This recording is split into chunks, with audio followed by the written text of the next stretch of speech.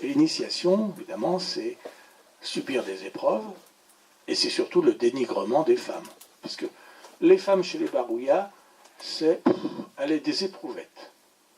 Pourquoi? Parce que dans l'esprit, dans la mythologie Barouilla, c'est le sperme de l'homme qui contient l'enfant. Alors que ce que fait l'homme, il met du sperme à l'intérieur du vagin de la femme, et puis il a beaucoup de rapports sexuels pour développer l'enfant, parce que c'est le sperme qui donne de la force qui développe. Et la femme, c'est une éprouvette. Hein, c'est une éprouvette. Et puis, comme ça, l'enfant naît. Bon. Et toute l'initiation consiste à dénigrer les femmes. Alors, voilà comment ça se passe chez les Barouillas. Vous voyez, la femme ne vaut pas grand-chose, et ce sont les hommes qui deviennent les grands hommes, etc. Eh bien, Maurice Godelier dit, mais dans le fond, on fait exactement comme les Barouillas, nous. Bah oui, en Belgique, en France, partout. Si les Barouillas sont des sauvages, nous sommes tous des sauvages. D'ailleurs, comment on explique, nous, qu'on fabrique des enfants, des petits-enfants, qu'est-ce qu'on leur raconte? Qu'est-ce qu'on t'a raconté? On t'a raconté la petite graine, toi? La petite graine, ouais. Qui c'est qui met la petite graine? Ben alors, la même chose que les Barouillas, c'est vrai. Donc vous voyez, finalement,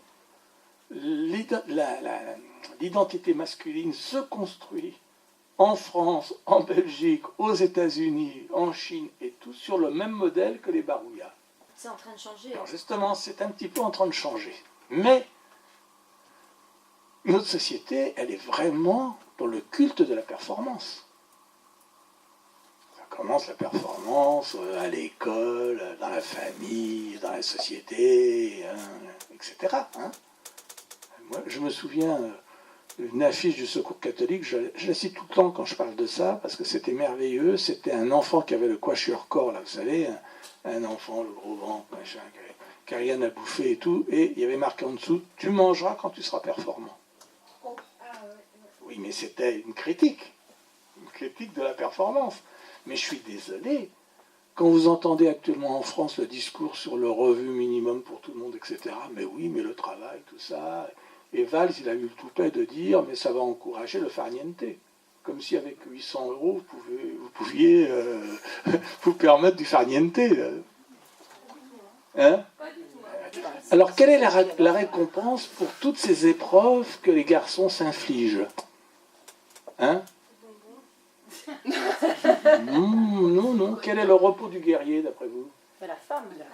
C'est la femme, le repos du guerrier. Donc, évidemment, la récompense de toutes ces épreuves qu'on subit, de ce dénigrement et tout, la récompense, c'est la femme, le repos du guerrier. Il y a un bouquin qui s'appelle Le repos du guerrier, et même un film.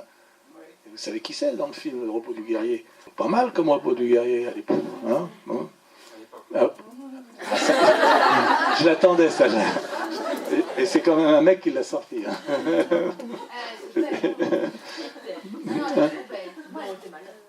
Oh, elle est un petit peu mieux dans le temps, peut-être, hein, quand même. Un petit peu mieux. Bon. Hein.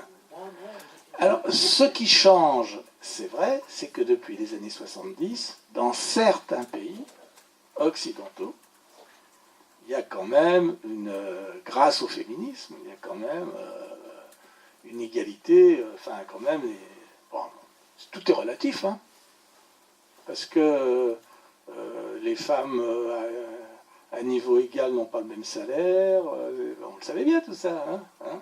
Donc c'est une vraie bataille pour obtenir l'égalité, la vraie égalité, hein, la vraie égalité. Mais quand même, il y a un changement. Les femmes deviennent des chasseuses. On a maintenant des femmes chefs d'entreprise, tout ça, et elles sont assez redoutables. Hein. Quand elles sont chasseuses, pas plus que les hommes. Hein. Mais, pour s'imposer, il faut qu'elles en fassent beaucoup plus que les mecs. Hein. Et dans les postes de responsabilité, c'est quand même les hommes.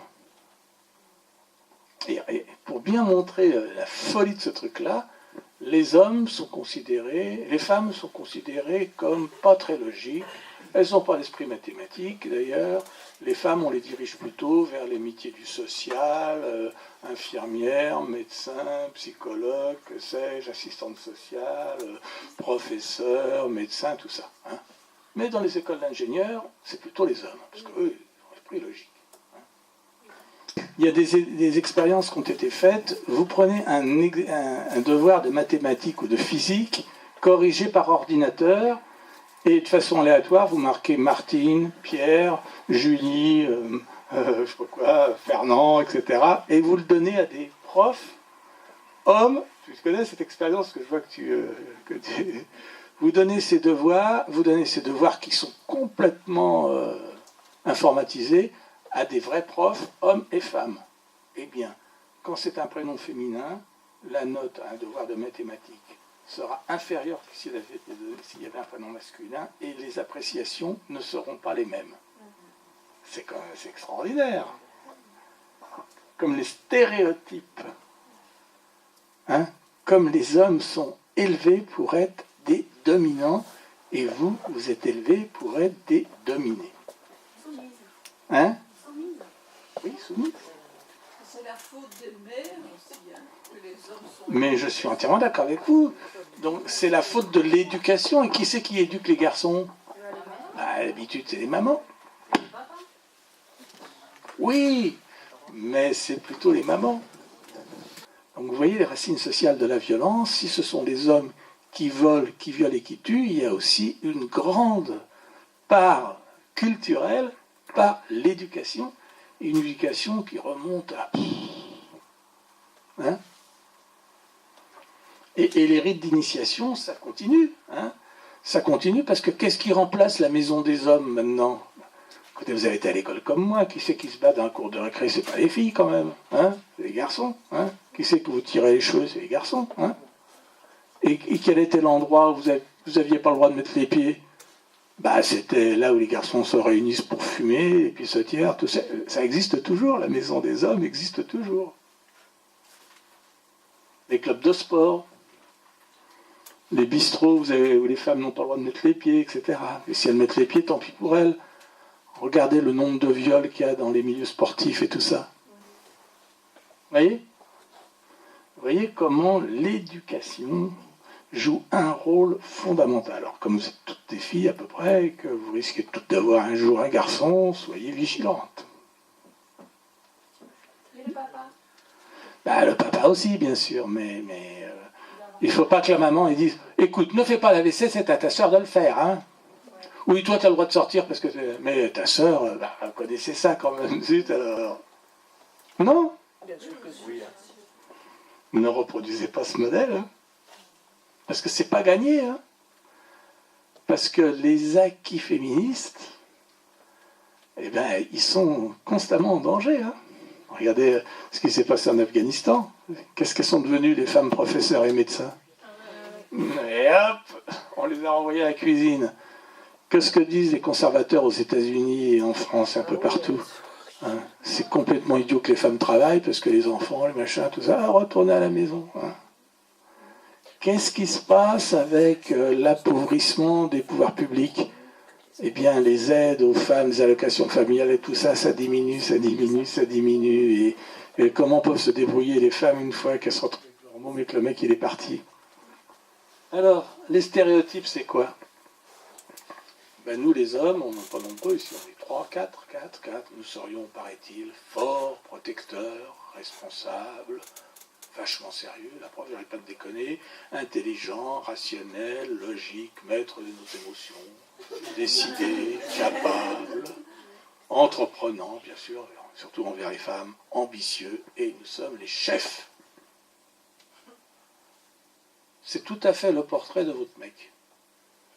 Quant à vous, mesdames, faibles, émotives, sensibles, fragiles, belles, tendres, affectueuses, maternelles, dévouées, bien entendu, aimantes, dociles, passives, maso, ça c'est les psychanalystes qui le disent, futiles, coquettes, bavardes, et bien entendu, vous êtes les subalternes.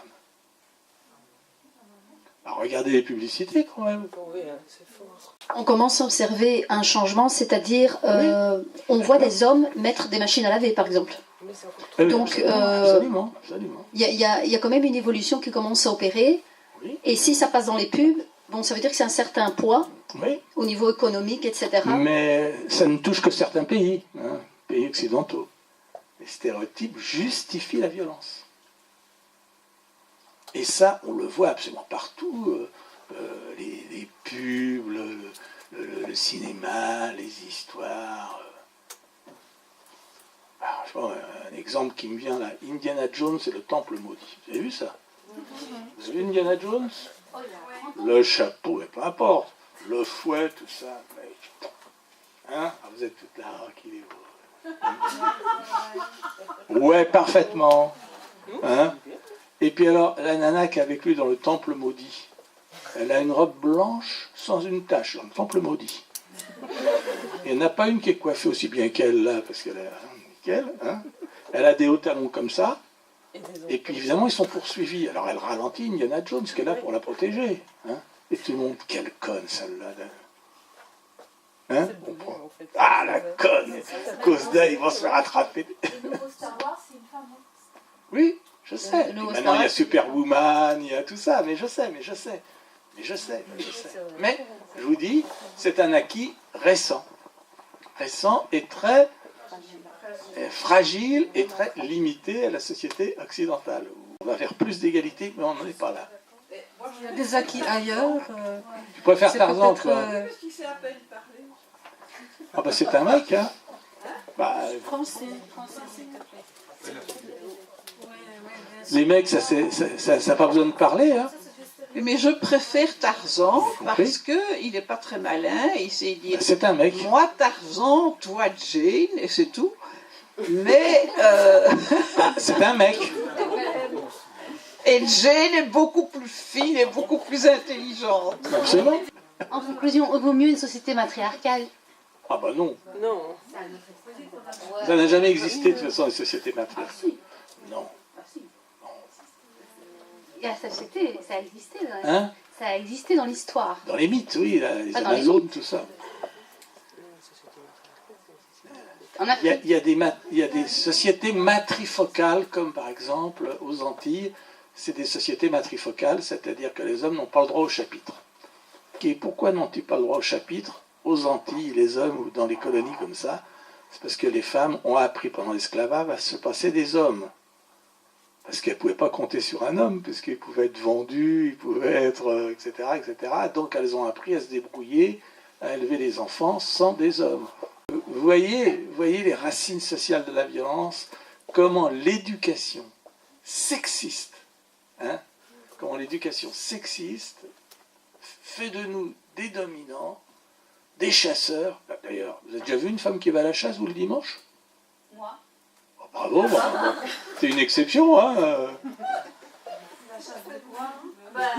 En France, tous les hommes sont chasseurs, hein. Donc vraiment, le virilisme, hein, le sexisme, tout ça, c'est vraiment un ennemi à combattre. Hein.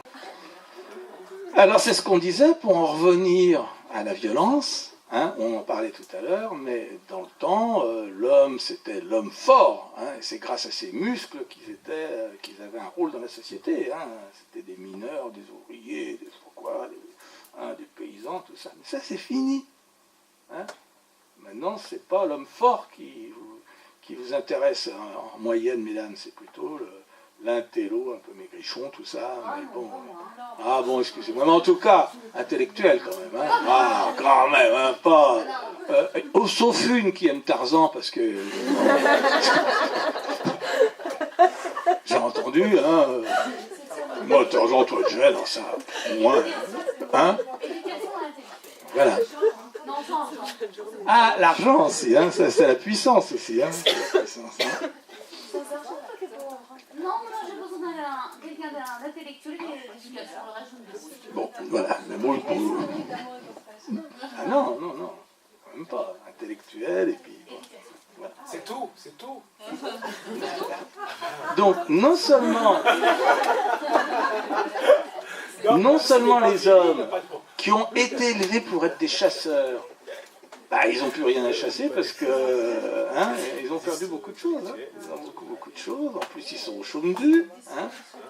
Et puis, ils sont pris dans un système pervers total de double contrainte, hein, où on dit qu'il faut être viril, mais, attention, viril, mais correct, hein, et doux en même temps. Alors, vous savez...